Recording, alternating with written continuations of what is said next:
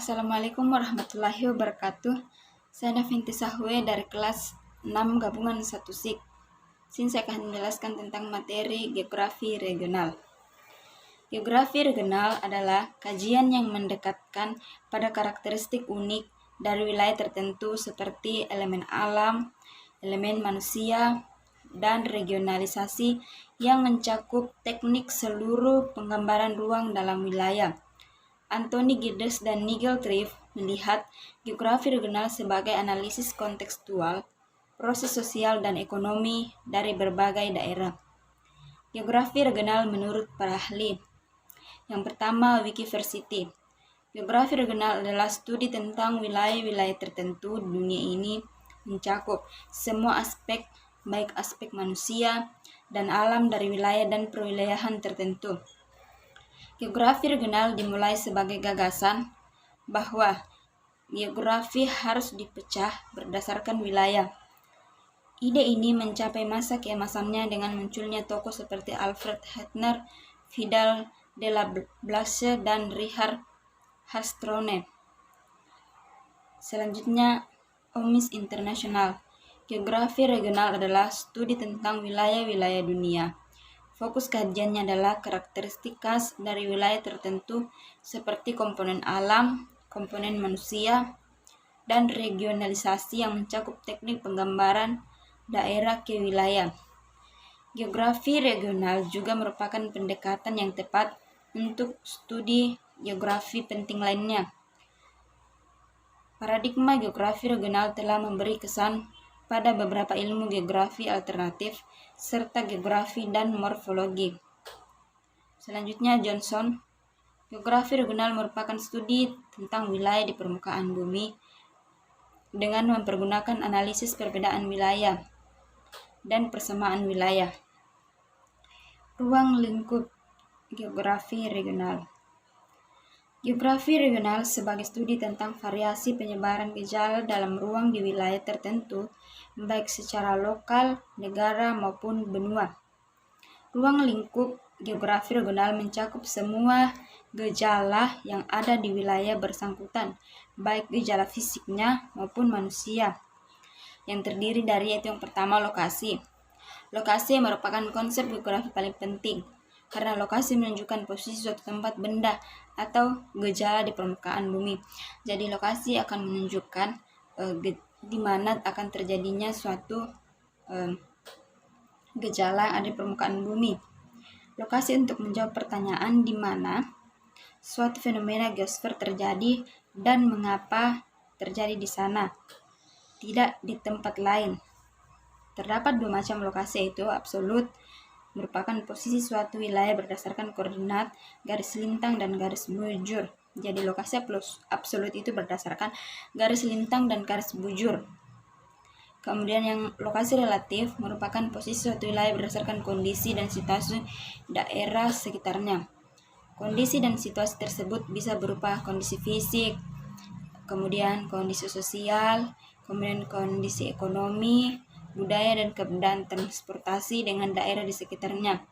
Misalnya, lokasi relatif Indonesia terletak di antara dua samudera dan dua benua.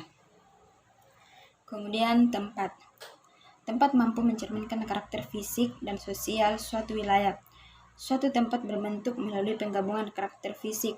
Karakter fisiknya yaitu seperti iklim, bagaimana keadaan iklim di wilayah tersebut, kemudian jenis tanahnya seperti apa, tata airnya bagaimana, morfologinya seperti apa di sana, serta flora dan faunanya seperti apa, dan manusia yang hidup di dalamnya, seperti jumlah penduduk, bagaimana jumlah penduduknya, berapa jumlah penduduknya yang ada di sana, kemudian kepadatan penduduknya seperti apa, perkembangan penduduknya seperti apa di sana, dan kebudayaan yang ada di sana itu seperti apa. Ketika mengkaji tentang suatu tempat, kita bisa melihatnya dari dua aspek, yaitu site dan situasi. Site berkaitan dengan kondisi internal suatu tempat. Jadi site itu berkaitan dengan kondisi internalnya, seperti iklimnya, keadaan tanahnya, topografi atau kemiringan lereng, kemudian penduduk dan segala sumber daya yang terkandung di dalamnya. Sedangkan situasi berkaitan dengan kondisi eksternal suatu tempat atau kondisi suatu tempat bila dibandingkan dengan daerah lainnya. Selanjutnya yaitu hubungan timbal balik. Pada dasarnya, setiap gejala geosfer di muka bumi merupakan hasil hubungan timbal balik antara berbagai faktor, baik antar faktor fisik dengan manusia, dan antar faktor manusia. Hubungan antar fisik misalnya faktor ketinggian tempat dengan faktor iklim makro, kemiringan lereng dengan erosi, kesuburan lahan dengan jenis batuan, ketersediaan air tanah dengan curah hujan. Hubungan antar faktor manusia misalnya perdagangan, transportasi, komunikasi, dan organisasi. Hubungan antar faktor manusia dan faktor fisik misalnya penebangan hutan secara liar oleh manusia yang dapat menimbulkan banjir. Pengalihan bahan tambang secara berlebihan dapat mengakibatkan kerusakan lingkungan. Selanjutnya itu gerakan. Setiap gejala geosfer di muka bumi mengalami gerakan. Pergerakan tersebut ada yang tampak dan tidak tampak. Pergerakan ini menjadi kajian geografi untuk memahami latar belakang terjadinya suatu gejala atau fenomena di permukaan bumi dan dampaknya terhadap gejala atau fenomena lain. Misalnya itu terjadinya berbagai macam usaha tani sebagai akibat dari adanya perbedaan iklim. Perbedaan iklim disebabkan oleh adanya sirkulasi udara secara global dan atmosfer. Selanjutnya yaitu perwilayahan. Tema paling mendasar dari studi geografi ialah region. Adapun kajian utamanya yaitu berbagai bentuk region dan perubahannya. Regionalisasi ialah pengklasifikasian atau pengelompokan data ke dalam data sejenis. Berdasarkan pengelompokan tersebut, maka akan tampak wilayah yang memiliki persamaan dan perbedaan. Kesatuan wilayah menunjukkan karakteristik tertentu sehingga dapat dibedakan dengan daerah lainnya disebut region. Jadi region itu yaitu kesatuan wilayah yang menunjukkan karakteristik tertentu. Karakteristik atau ciri khas daerah suatu tempat itu dapat berupa karakteristik aspek fisik, manusia, ataupun gabungan keduanya. Jenis kajian geografi regional. Geografi regional kontekstual adalah cabang ilmu geografi kontekstual dilihat sebagai jawaban atas kekurangannya dan sebagai geografi regional yang lebih modern. Kemudian geografi regional komposisi adalah cabang ilmu yang dilihat sebagai geografi regional tradisional. Ahli geografi regional mengambil pendekatan yang agak berbeda dalam spesialisasinya. Mereka mengarahkan perhatian pada karakteristik geografis umum suatu wilayah. Seorang ahli geografis regional mungkin mengkhususkan diri dalam studi Afrika, mengamati dan mendokumentasikan orang-orang, negara, sungai, gunung-gunung, pengertian cuaca, perdagangan, dan atribut lain di benua itu. Ahli geografi regional juga dapat mempelajari daerah yang lebih kecil seperti daerah perkotaan. Seorang ahli geografi regional mungkin tertarik dengan pertumbuhan sebuah kota, seperti contohnya di Shanghai, China. Mereka juga akan mempelajari transportasi, migrasi, perumahan, dan penggunaan bahasa, serta dampak aktivitas manusia pada elemen lingkungan alam, seperti Sungai Huangpu. Kemudian, fungsi geografi regional. Geografi regional telah berkembang sejak awal terjadinya eksplorasi global, ketika para pelancong menggunakan karakteristik fisik dan manusia dari suatu wilayah untuk mendeskripsikan tempat-tempat di mana mereka berkunjung, membantu menciptakan peta yang lebih rinci dari suatu wilayah yang secara formal belum dipetakan. Hal tersebut memungkinkan para penjelajah untuk menemukan lahan baru dan membangun koloni, menunjukkan kekayaan dan kekuatan negara. Dalam masyarakat saat ini, geografi regional masih penting dan digunakan oleh para perencana dan ahli geografi dalam skala lokal, regional, dan internasional.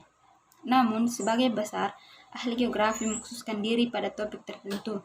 Misalnya mereka hanya mengkhususkan pada ekonomi atau politik, kelestarian kota, dan sebagainya. terlebih dahulu, kemudian fokus kedua pada wilayah tertentu.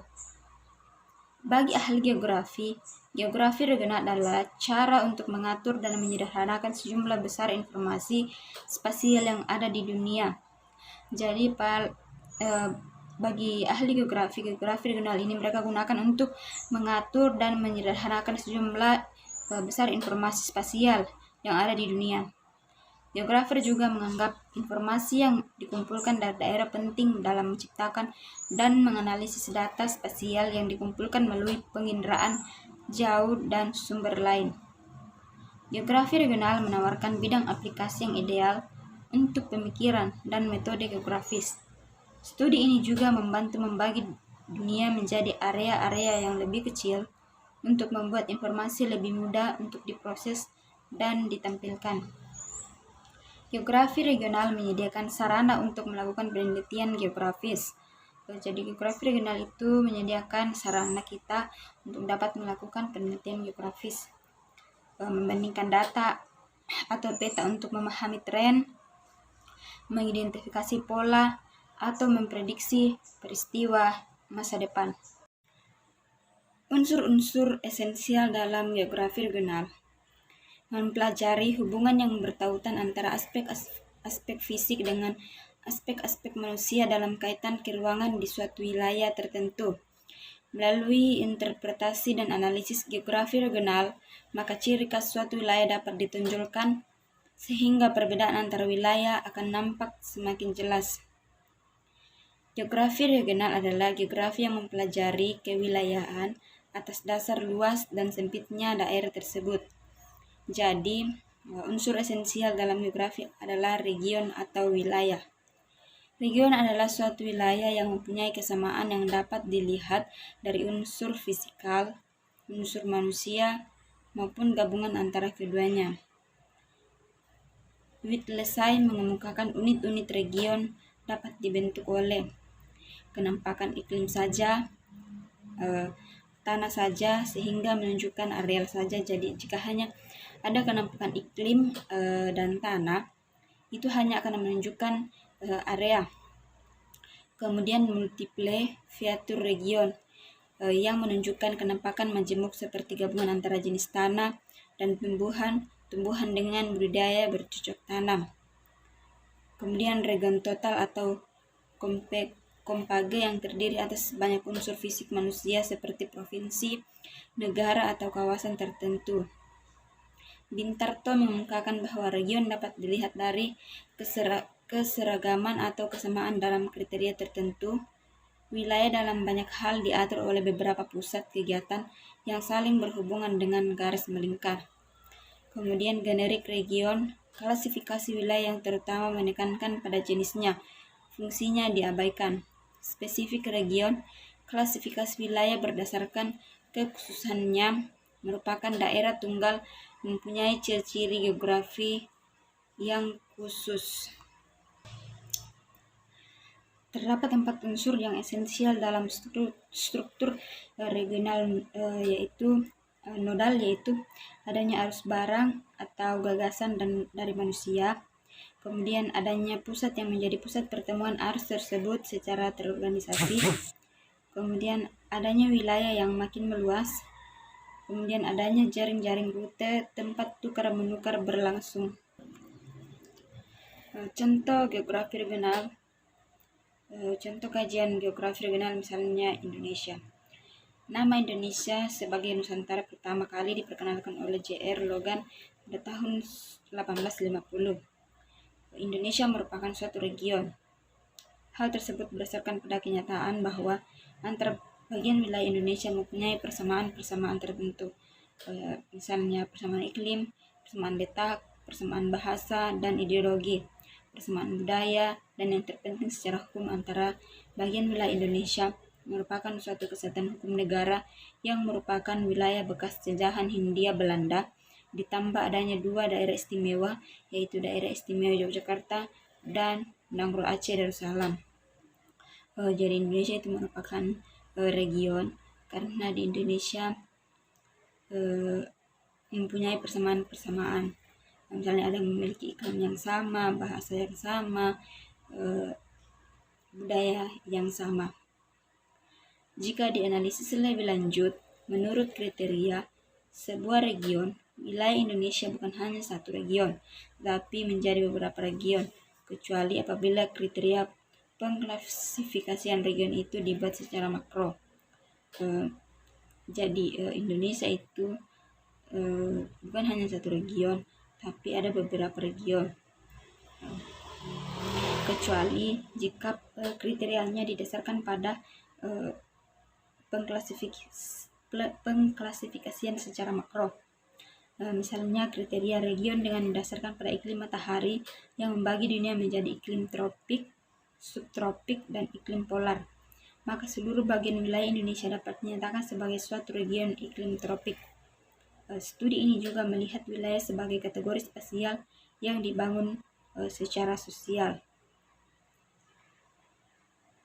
Geografi regional senantiasa merupakan pendekatan tertentu dalam studi geografis sebanding dengan geografi kuantitatif atau geografi kritis. Pendekatan ini berlaku selama paruh kedua abad ke-19 dan paruh pertama abad ke-20.